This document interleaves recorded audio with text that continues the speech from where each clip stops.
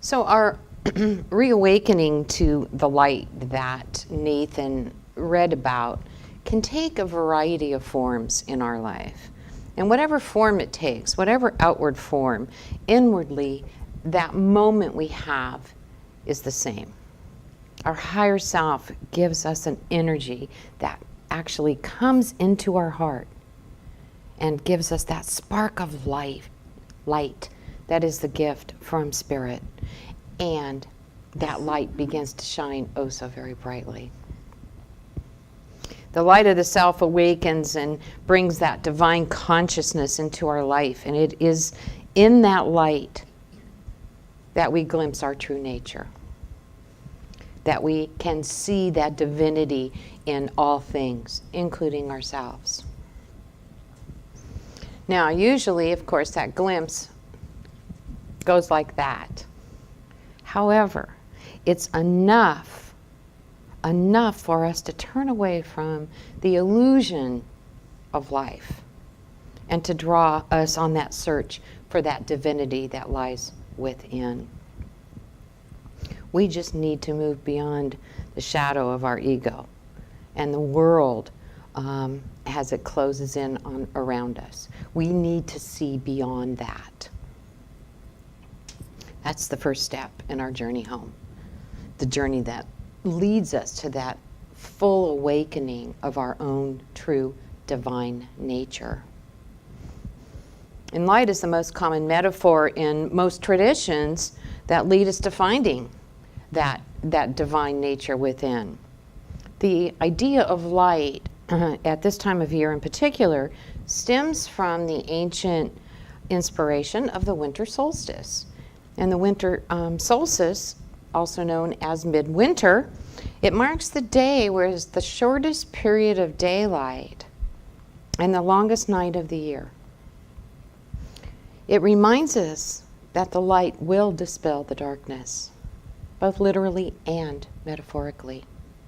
Something that we really want to hang on to.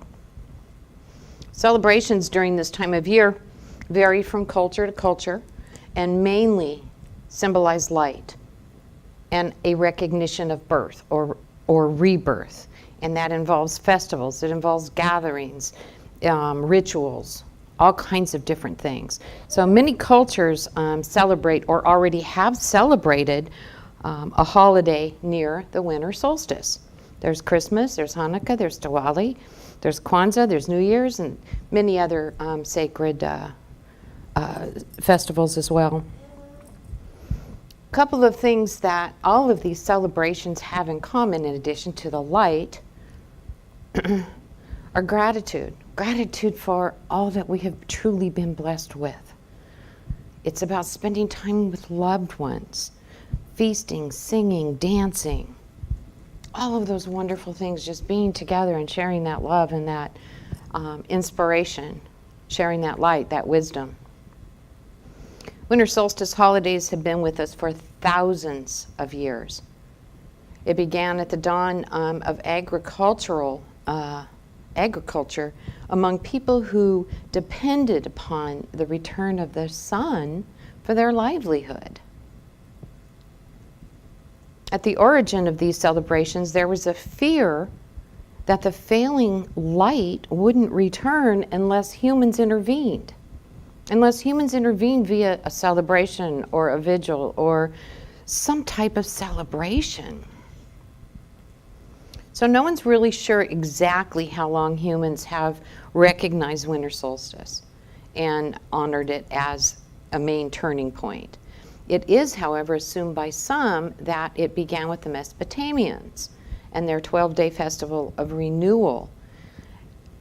And that festival was designed to help the god Marduk tame the monsters of chaos for one more year. Now, how many of us would like to do that, right? Many of the holidays and the traditions during this time celebrate light metaphorically as well as literally. And it's recognized and celebrated as a symbol of wisdom. So it can be seen, light can be seen as a sign of inspiration, of God's presence, or a symbol of hope. Diwali, that we've had an opportunity recently to celebrate with Devika, is a festival of lights. It commemorates the collapse of evil through good. The King Rama, who was exiled, returned to his kingdom, and he was welcomed by all the people. And he was welcomed by people lighting up their homes with candles in celebration of that return.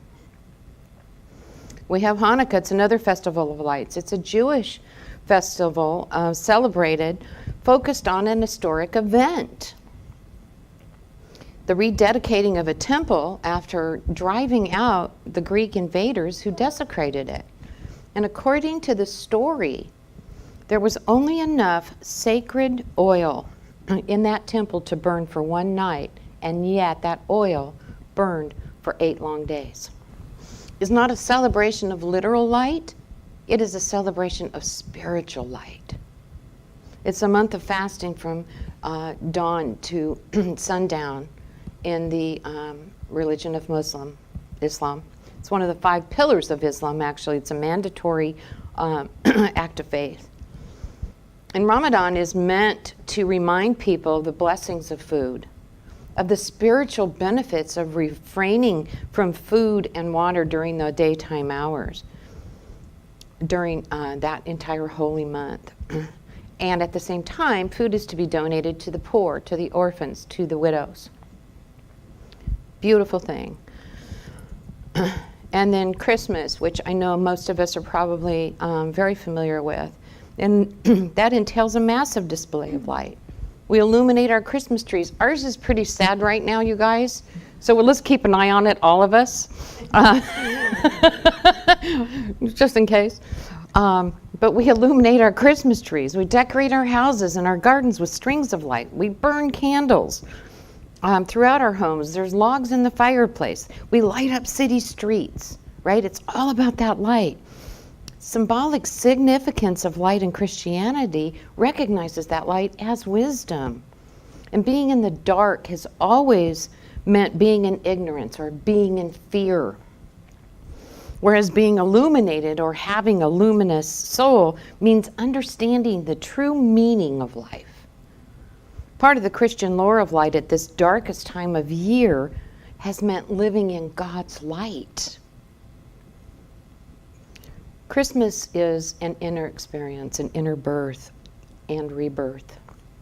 It's a miracle that took place a long time ago, and one that's repeated again and again and again in our hearts and in our minds as we awaken to that Christ consciousness within us.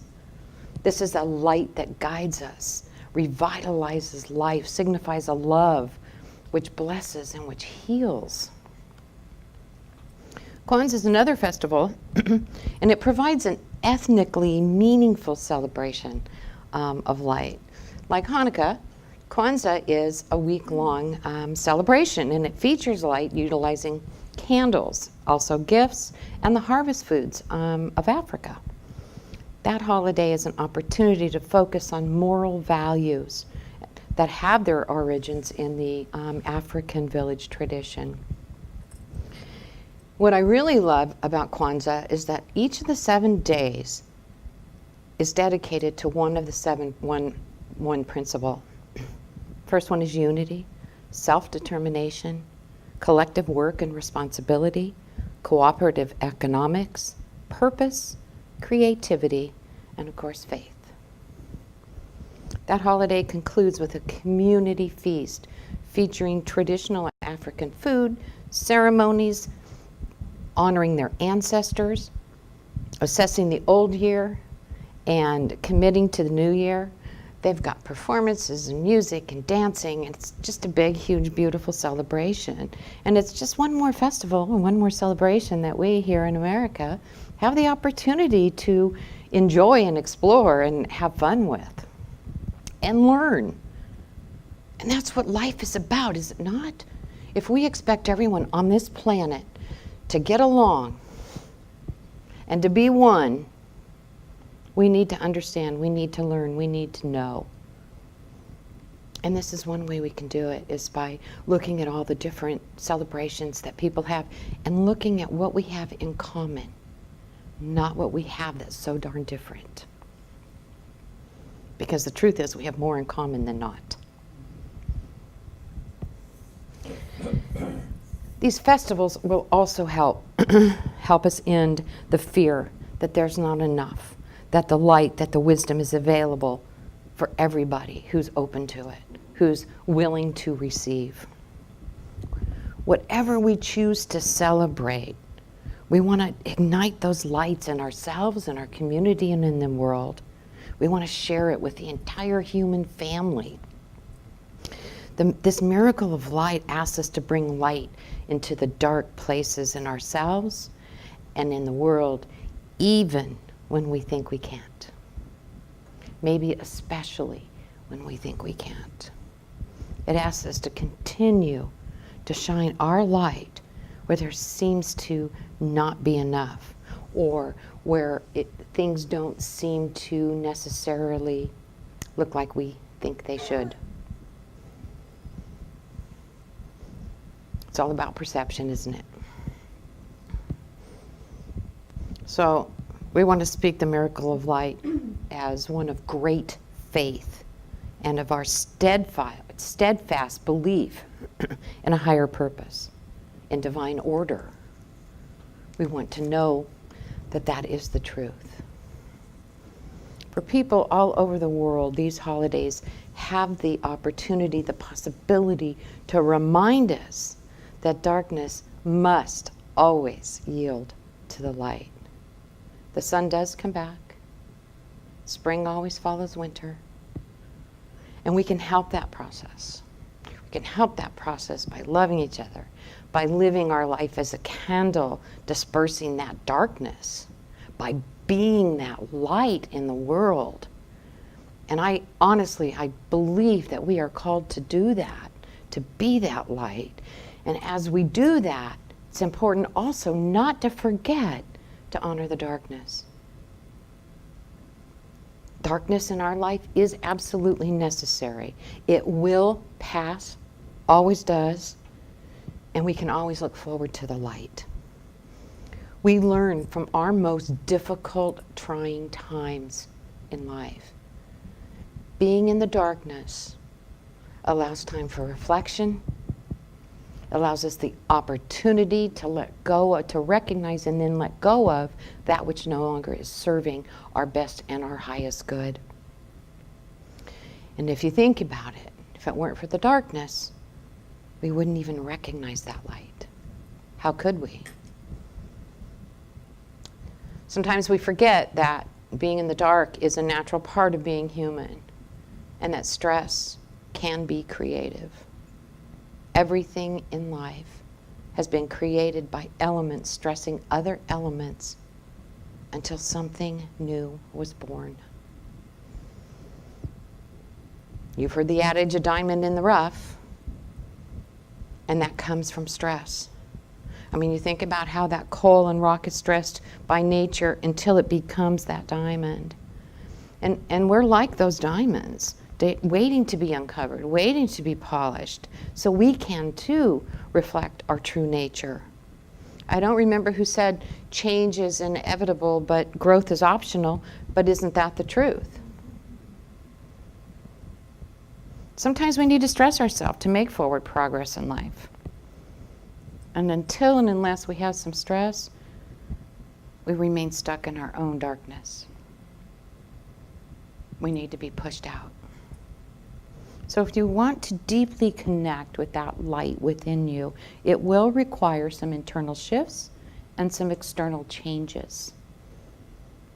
If you choose to look at some of life's challenges as opportunities for growth, opportunities for personal transformation, you then become free to shine and reflect that true nature. When you live with vision, when you work with purpose, when you love with passion, you set fire to that inner light, and you literally begin to glow from the inside out. Now, I know you all know people who you look at them and you go, wow, they glow. There's something about them, right? Well, that's being in touch with that light within, that divine. That's what that's all about. You have a precious, brilliant diamond within you. And just like that diamond has to be excavated, sometimes we do too. We just need to move beyond that ego to discover that light within. And the amazing thing is this: you don't have to go anywhere to find it, because it isn't out there. It's in here. Your radiance is that internal light of spirit, that spark of divinity. It's the same light that will guide you to your own journey. When you open up, when you allow it to be so, the subtle promptings will lead you closer and closer to the epiphany of that light within. So this holiday season, whether you celebrate Christmas or Hanukkah or Diwali or Winter Solstice or Kwanzaa or all of it, nothing wrong with that either. Allow that childlike nature of joy to leap out of you as you revel in the glow of these celestial celebrations. They're all very, very beautiful. Remember to allow your heart to shine a magnitude of love, of light, of blessings. In your compassion, in your gratitude, in your generosity, your spirit will be blessed beyond your wildest dreams, and you will experience a leap on the path of spiritual enlightenment. Let your radiant light shine. Whatever light you may offer may become a beacon of support and encouragement and hope to someone who's in the dark. Share that gift. And if you feel like your light is no more than a candle in a forest, remember that there isn't enough darkness in all of the world to put out a light of even a single candle. Be bold. Shine your light. Our world needs you.